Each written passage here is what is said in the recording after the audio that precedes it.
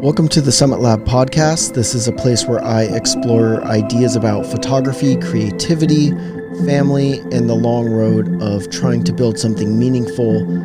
I'm Chris, and this is the Summit Lab. This week didn't go as I expected. I set out to shoot portraits of nature, but that's not really what happened. I think I actually started to see what makes an image interesting. And it's not just that subject, but it's the entire story. And I'll talk more about that. But this week might have been my biggest step forward yet. Bear with me because I took some notes because I had to formulate my thoughts. So last week's experiment was to create portraits of nature. And my initial thought was, okay, just take a portrait of something interesting and use the rest of the image to support that subject. But it didn't really work out that way. And I was finding interesting subjects, but I couldn't quite figure out how to put the story together. And I'm thinking, like, what does a story even mean in an image? And so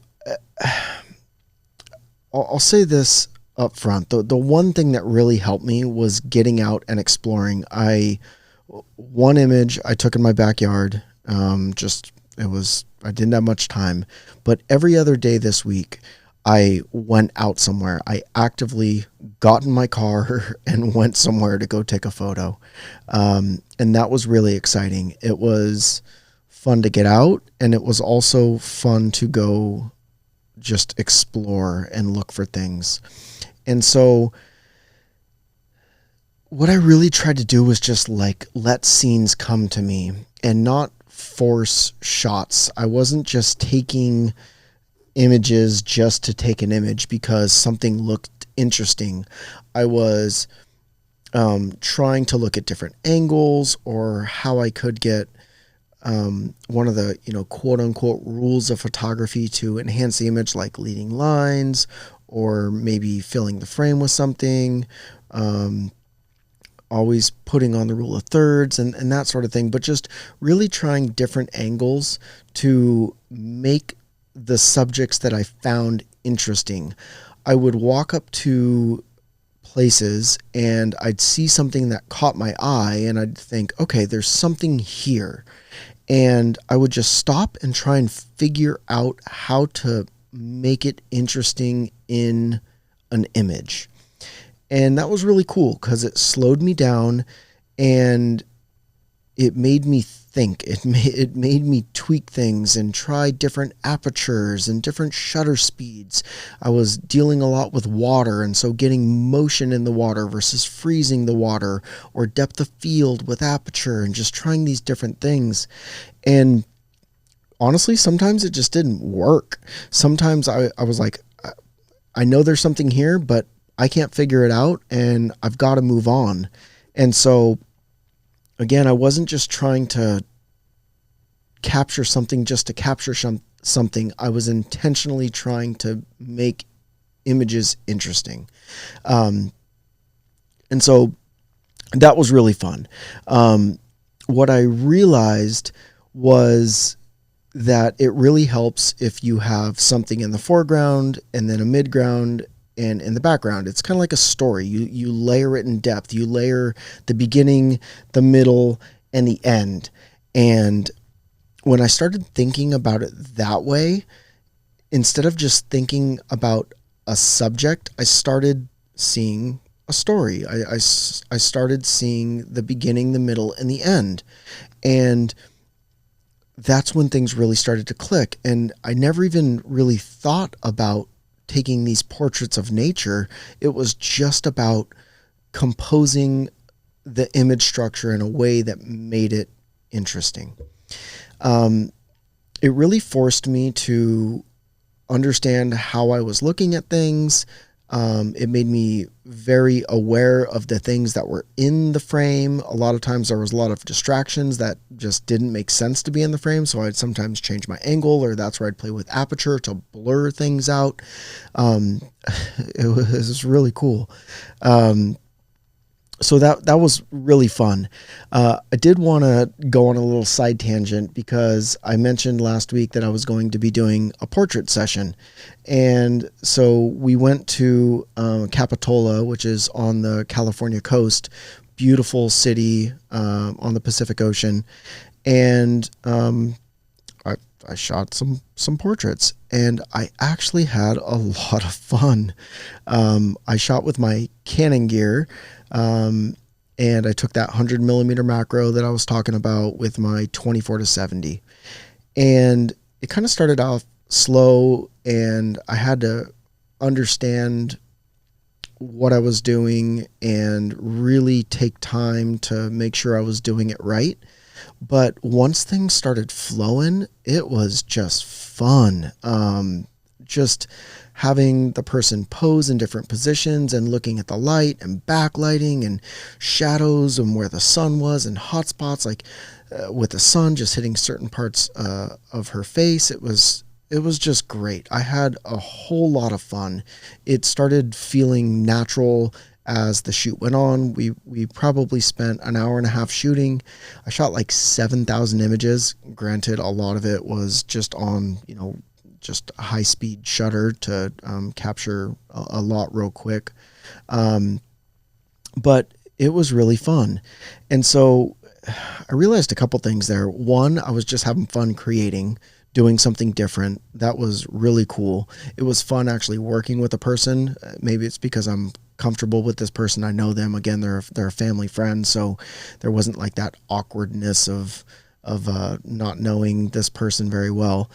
And I had a lot of fun using my Canon gear. And what I realized is when I got the Sony, my initial intent in getting this was I was going to sell all my Canon gear and switch everything over to Sony.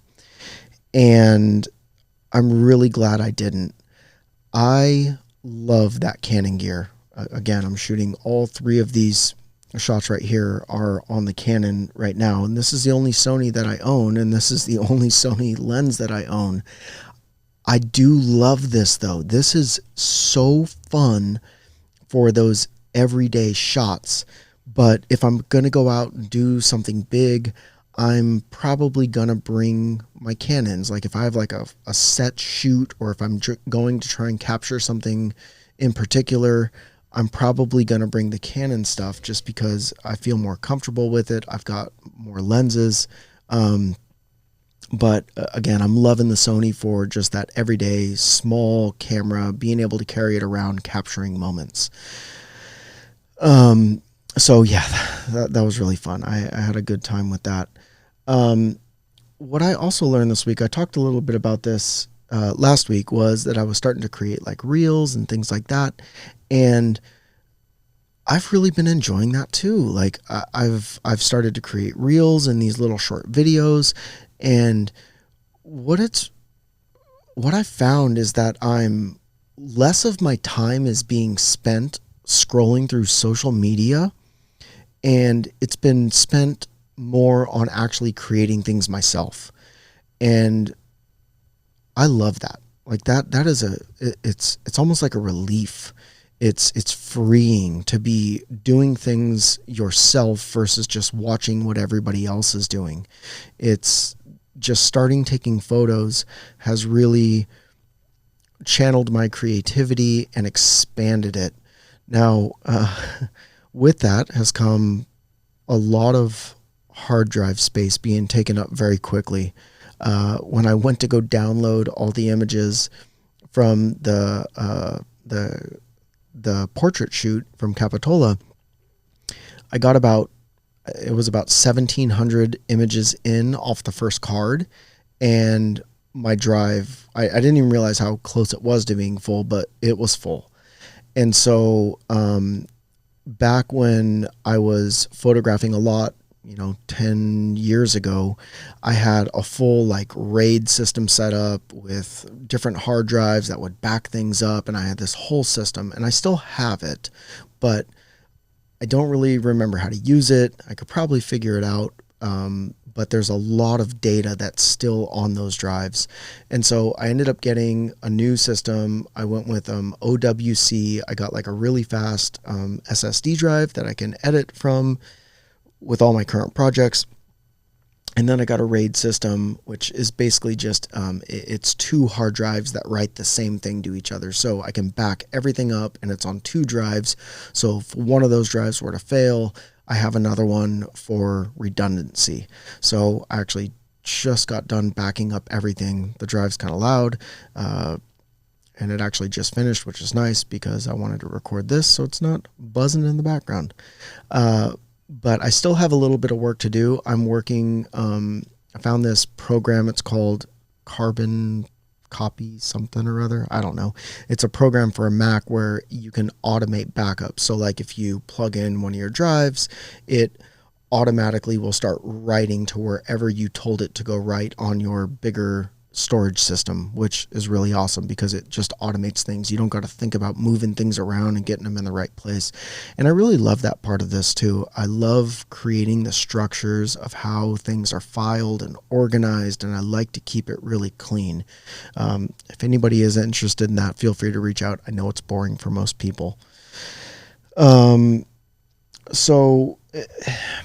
what I also wanted to touch on is I started doing this last week was take a photo a day, and that really worked for me. It made me get out and shoot images, and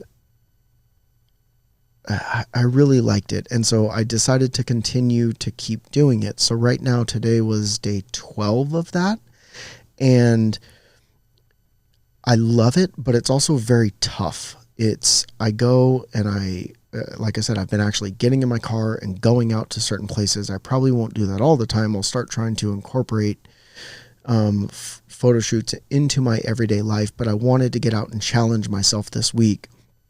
And so I did that, and it's been tough because it's been like late nights, because I go out and I shoot, and then I get home, I spend time with the family. And then what's been really cool actually is my older kid went with me 4 nights. I think he went 4 nights with me out to 3 nights. He went 3 nights because one of the nights he had a baseball game, and while he was warming up, they have like a little open space preserve next to the field where he was playing, and so I went in there and took some photos when he was warming up. But 3 of the nights we went out and we went on a hike and saw deer and really cool birds. We saw bald eagles. I mean, really cool ducks. I saw a wood duck. It's my favorite kind of duck, and I saw one of those. It's been really fun. So it's been spending time with him, and also getting out and exploring, which has been really great. So those are some of the positive sides. But again, it's been late nights. I get home late. I'm normally editing these photos at like 11 or 12 o'clock, which again, we're at 11:40 right now. And I'm recording this. So this is definitely taking time out of my day. But on the flip side, it is so rewarding because I'm getting outside, I'm hiking, I'm taking photos. I have that love for photography again. I'm loving the editing process. I'm loving that I'm not sitting on social media all day. I've been writing more. I've been editing and creating. It's just, I'm creating more now than I'm consuming. And that is so exciting. I cannot tell you how good it feels to be doing that. And so I was struggling a little bit with what I was going to do this next week for my next experiment. And I was thinking I want to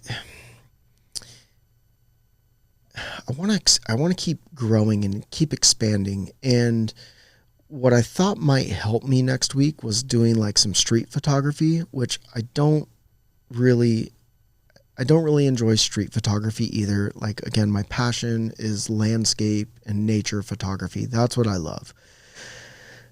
But there's something about street photography that um, makes you look for different things than you would typically look for in landscapes. For me, landscapes is always about just beautiful um, scenery and things like that. And that can be really interesting. Whereas, like, if you're in a congested area in like a city or town or whatever, it's you have to be more deliberate with your composition. And what that typically entails is looking for more um, um, creative light and shadows and different things like that. But what I realized is that I can incorporate that into landscape. So this week, I'm going to call the experiment Chasing Light. And what I mean by that is it's both light and shadows. I'm not going to necessarily going to be looking for just a subject anymore. I will be, obviously, but I more so want to find beautiful light and creative shadows, and maybe even make that the subject, make light and shadow the subject versus like a physical object. And so I'm excited about that. So again, I'm going to be looking for like shadows and contrast and the direction of light, and using light to maybe isolate a subject or create some mood around it. And just kind of help guide the eye in the way that I've been developing my compositions. So I'm really excited to try that. I'm a little bit nervous about it. I think it's going to be really hard, but I'm excited. If it's anything like this week, it may start off pretty slow, and then I'll start to learn some things and pick it up. But tying back in the everyday photos, I think that's really great that I'm going to continue to do this, because again, it forces me to get out and try these things, even if it's rushed. Tonight, honestly, when I went out was really rushed. I was trying to get home for dinner, and I wasn't really feeling it. Like, the place I went, I wasn't really feeling it. It was really pretty, but and the light was okay. It was good. The light was good, but I couldn't capture what I was trying to capture. I had this like vision of what I wanted, and I couldn't find subjects that I could do what I wanted to do. And so quite honestly, it was a bit frustrating. But overall, I ended up getting an image that I'm pretty happy with, and I'll share that tomorrow. It's more of just like a basic landscape image, but the part that I really enjoyed about it, and what didn't really click until I got home and saw it on the computer, I think subconsciously it clicked, was that I had a foreground, I had a middle of the frame, and then I had a anchor, if you will, a subject, and it all just kind of worked. I'll describe the image and then I'll share it tomorrow, but it's this tree on the left side with a river leading off into the distance to a bridge at the end, and then off ultimately into like the hills and the clouds. And I think it worked. There were some kayakers like down in the water, which I blurred them a little bit because I didn't want to really distract from what I was trying to do. But anyways, I think it worked out really well. And again, I think subconsciously I realized it, but it didn't really click until I got to the edit. And that actually makes me think about something. There's a YouTuber. He's a filmmaker, but he's most known on YouTube. His name is Casey Neistat, and he's been a huge inspiration for me. If you don't know him, you should check him out. He makes like short movies. He did a vlog probably 10, 11 years ago, where he did a vlog every day. And his goal was to create something every day, create a movie every day. And they are the most uniquely creative edits that I think probably have ever been created, at least that I've seen. They're just amazing. And what he talks about is in his talks and things like that about teaching people how to do filmmaking is he says a lot of times you find the story in the edit. You just go capture things and you'll find the story in the edit. And that's what happened tonight. I thought the shot was good when I took it, but again, I didn't realize it until I got to the edit and I was like, oh, there it is. Like, that's what I saw. And so I tried to bring that to life in the edit. So anyways, that was this week. Next week is going to be chasing light, again, looking for light and shadows and contrast and isolating subjects. So that should be fun. Going to be challenging, but going to be fun. I'm going to continue to do the photo every day. I'm putting those on Instagram. If you guys want to follow me there, it's at Summit Lab Studio. And so in closing, I didn't do the experiment I thought it was. I didn't shoot portraits of nature, but I learned something that I thought was much more important. And I'm starting to see stories and not just subjects. And next week, I'm going to follow the light and see where that takes me. So again, I thank you all for listening and following along. This is the Summit Lab podcast, experiments in creativity, storytelling, and building a meaningful life.